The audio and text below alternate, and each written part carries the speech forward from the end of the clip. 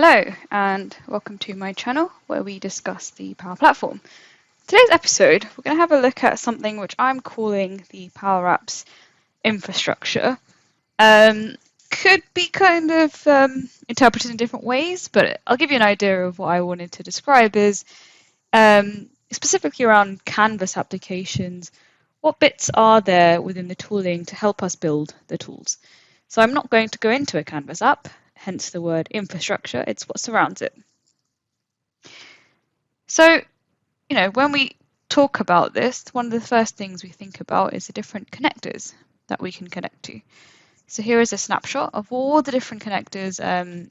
Well, there's a couple on the page, not all of them, but do think about the fact that in Power Apps you can connect to so many of these and actually have that information in your app. A second slide here is about storage options. So when thinking about Power Apps and building, we need to think about our backend systems and where we're going to store our data.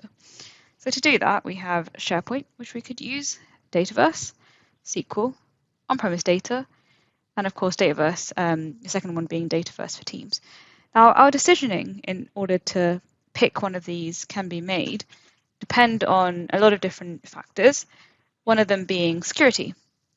So in SharePoint, the implementation of security will be a little bit more basic, whereas if we use something like Dataverse, we can have security roles.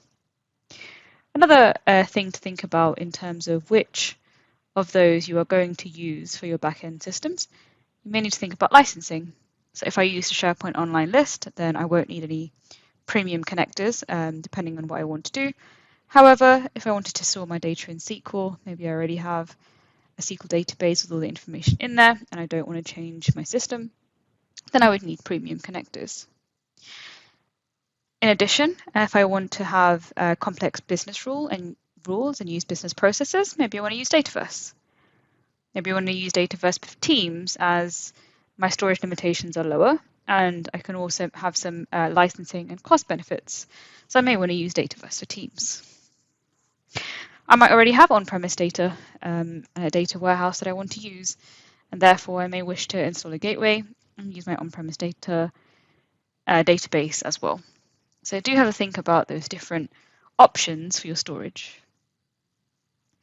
Now, this is a slide that kind of describes a bit of a demo pieces I'll be doing. So we're going to have a look at environments, what solutions are, what version history is, what the Power Apps Admin Center is, and analytics. So let's not spend too much time in a slide deck. Let's head over to here. So I've just come to make.powerapps.com here. This is my own tenant, so I am the global admin, so I can do a lot on here. Of course, depending on your role within your tenant, you may not be able to, but it's useful to know that these things happen. So you see, I'm just in the default environment. So in general, you should not be developing in your default environment. And the reason being is that everyone within your tenant can actually get to all the resources in there. It just happens to be that because I am the tenant, I have just been using it. If I click on this little settings coggle, if I go to the admin center,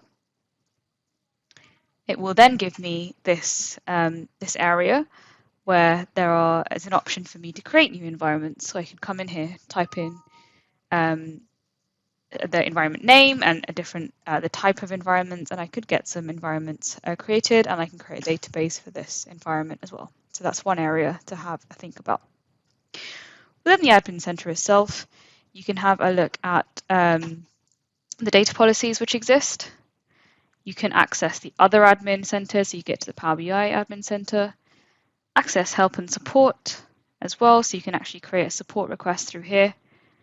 And you can look at your resources, and within here, if I click on Dataverse and I look at the analytics, so this is the analytics within the Power Platform Admin Center. I can see the active users, the API calls. If I go into Power Automate, I can also see any runs of flows, successful runs. And if I go into Power Apps, then I can see the usage as well. Now, another area that we want to have a look at is the analytics per app. So if I go into app here, and then, for example, these apps aren't played too much because they are just sitting under my name. But if I go into the analytics for the app, that will actually show the usage for just that application. So that's worth knowing as well, that's there if you would like to do some kind of usage analytics. In addition to this, we also have solutions on the left-hand side. This is our way of packaging up flows, apps, whatever it is that we want in order to move that to different environments. So if I go and look at one of my solutions here, let's go for component library.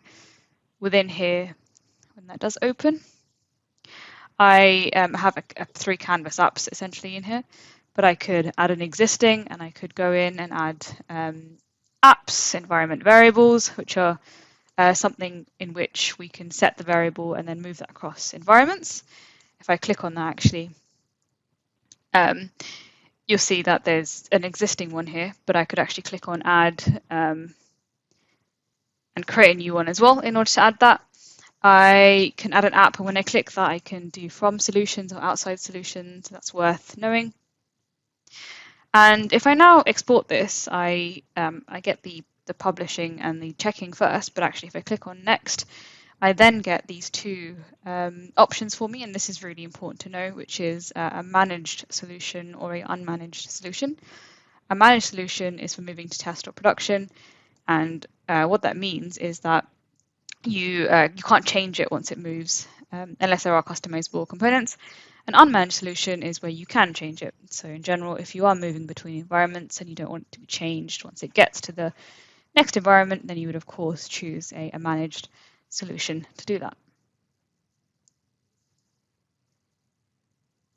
Another thing worth looking at when we kind of look around this area is actually if I click on details here, we have the details of the app. So I could come in, the app ID as well is quite important. So whenever you're in the past, when I've had to raise any Microsoft support tickets, I might use the app ID to actually speak to Microsoft about. Version, so this particular one isn't a great example actually because there's only just one version.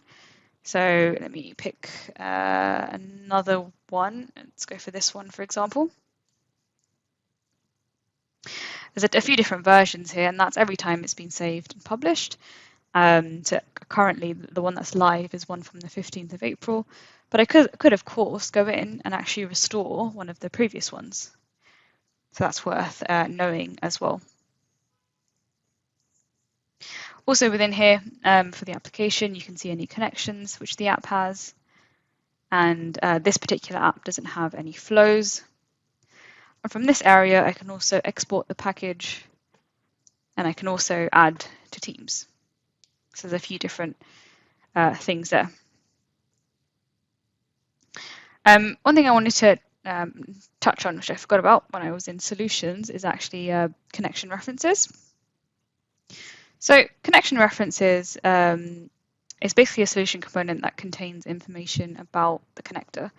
So whenever you add, say, let's say a flow, so if I have a flow which I add into a solution, I can also add the connection references to that flow as well, which is important for moving between different environments.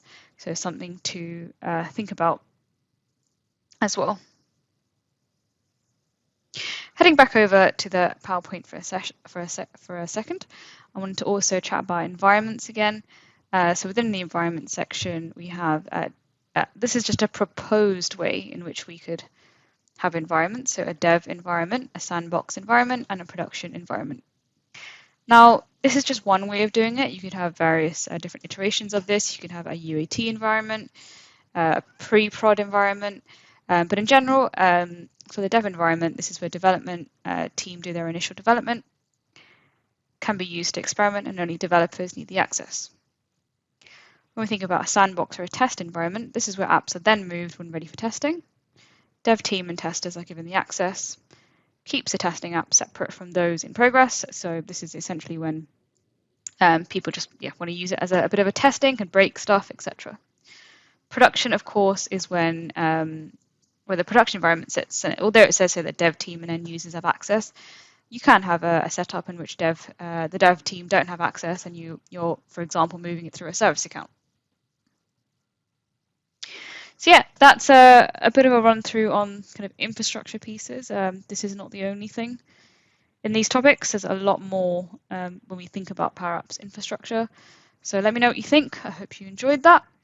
And thanks for listening.